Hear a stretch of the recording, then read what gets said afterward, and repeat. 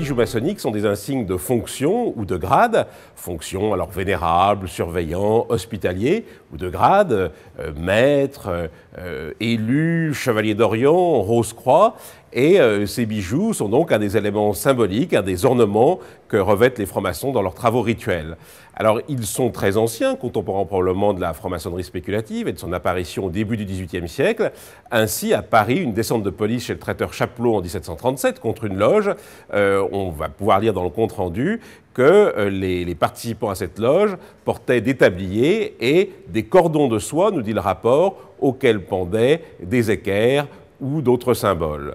Donc c'est un usage très ancien et c'est un usage là encore où la maçonnerie n'innove pas mais elle reprend ce qui se faisait dans les confréries ou les ordres de chevalerie et chacun a pu voir dans les musées des grands dignitaires de l'ordre de Saint-Michel ou de l'ordre du Saint-Esprit avec des cordons, des bijoux. On trouverait probablement la même chose chez les confréries. On peut dire que la tradition du bijou maçonnique français, c'est la monture d'argent avec des strass. Et on en a un très bel exemple, c'est le portrait du duc d'Orléans, grand maître du Grand Orient, en 1777, où il arbore une magnifique équerre en argent recouverte de strass.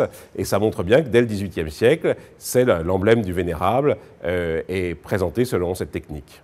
Les techniques du bijou maçonnique sont les techniques classiques de la bijouterie, depuis des techniques très simples, comme une plaque de cuivre ou de laiton qui est découpée. Alors on voit cet exemple-là, et cet exemple-là, la plaque est découpée, et puis ensuite quelques symboles sont gravés dessus, mais c'est donc des techniques très élémentaires.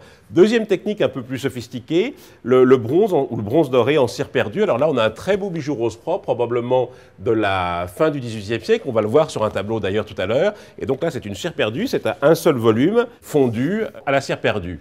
Et puis, le grand mode de production du bijou maçonnique en France, c'est la monture d'argent avec des strass. Alors, le bel exemple, c'est cet équerre, ou alors ces bijoux empire, ou tout début 19e, avec donc monture d'argent et strass, parfois strass de couleur, serti ou enchâssé. Donc ça, c'est la grande technique du bijou maçonnique français. Les bijoux maçonniques utilisent les techniques classiques de la bijouterie, et ils sont faits donc par des bijoutiers. Alors, ça va être selon deux modalités, soit tout simplement, et ça va rester vrai toute une partie du XIXe siècle, des bijoutiers généralistes qui vont être amenés à la demande de clients maçons ou de loges à faire des bijoux, mais là encore les techniques sont très classiques dans la bijouterie. Et puis dès le début du XIXe siècle, il va y avoir des marchands d'ornements maçonniques, des marchands de décors maçonniques. Alors le premier dont on est le catalogue, c'est Brun, sous l'Empire et au début de la Restauration. Ensuite, il y a Morisset, Tessier, et puis Gloton, qui va apparaître à la fin du XIXe siècle et qui va être présent en face du Grand Orient rue Cadet tout au long du XXe siècle.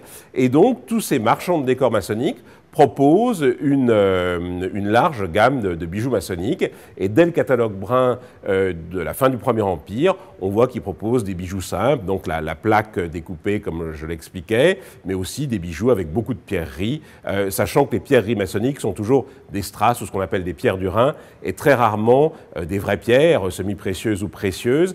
Il y a probablement eu des bijoux maçonniques avec des pierres précieuses, notamment sous l'Empire, mais ils ont dû être démontés et réutilisés par la suite. Le seul bijou maçonnique qu'on connaisse aujourd'hui qui soit vraiment une œuvre de haute joaillerie, c'est le bijou de Charles XIII, qui était à la fois le roi de Suède et le grand maître de la maçonnerie suédoise, et qui est un magnifique bijou en or émaillé avec 110 diamants. Nous avons aussi des collections d'autres types de bijoux qui sont très rares. Alors là, par exemple, vous avez un ensemble qui concerne un système de haut grade très en vogue au début du XIXe siècle et jusque vers 1848, qui est donc l'ordre du Néo-Temple. Et donc, ces bijoux qui sont, eux, en bronze émaillé ou en métal jaune émaillé, sont très rares aussi. Dans le bijou maçonnique, il y a une grande difficulté, c'est la datation. Parce que dans la bijouterie classique, les techniques restent les mêmes, mais le dessin change parce qu'il est soumis à la mode. Alors que dans le bijou maçonnique, on utilise les mêmes techniques et pour faire les mêmes types de bijoux. Donc c'est très difficile de dire par exemple si un bijou est 1805 ou 1845 ou même 1865, puisque le dessin est le même, ça va être un bijou rose-croix ou un bijou de maître ou un bijou de chevalier d'Orient, et les techniques sont les mêmes. Alors l'une des façons de s'en tirer pour essayer de dater ces bijoux, c'est la représentation iconographique. Alors là on a deux exemples tout à fait intéressants qui sont les deux portraits d'importants dignitaires du Grand Orient, Retier de Montalot père et Retier de Montalot fils, et on voit très bien les bijoux qu'ils arborent. Alors il faut dire d'ailleurs que ces tableaux ont été faits par François-Jean Garneret, qui était un peintre spécialisé dans les costumes. Donc c'est particulièrement intéressant parce que ces bijoux et les broderies sont faits très très en détail. Alors sur le portrait de Retier de Montalot-Père, on voit donc le bijou de dignitaire du Grand Orient qui est l'étoile à 9 branches et qui est l'une des techniques, la plus élémentaire d'ailleurs, qui est donc une plaque de cuivre ou de laiton qui a été découpée. Et puis en dessous, on voit un bijou de vénérable avec l'équerre et le compas, ou un bijou de maître plutôt, et puis un bijou qu'il porte sur le cœur, là sur la poitrine, qui est le bijou de sa loge l'amitié. Et on voit bien que c'est cette technique de la monture en argent et du strass qui est la grande technique du bijou maçonnique en France. Alors, sur le portrait de Retier de Montillon-Fils, on va retrouver la même chose, hein, le bijou de la loge d'amitié. Le fils et le père étaient dans la même loge. Et on va trouver en revanche une très intéressante représentation qui montre qu'elle est très ancienne de ce bijou rose-croix qui est en bronze fondu. Donc c'est une cire perdue de bronze, et alors qui peut être dorée ensuite, et ça nous permet de dater ou de donner des périodes pour ces bijoux.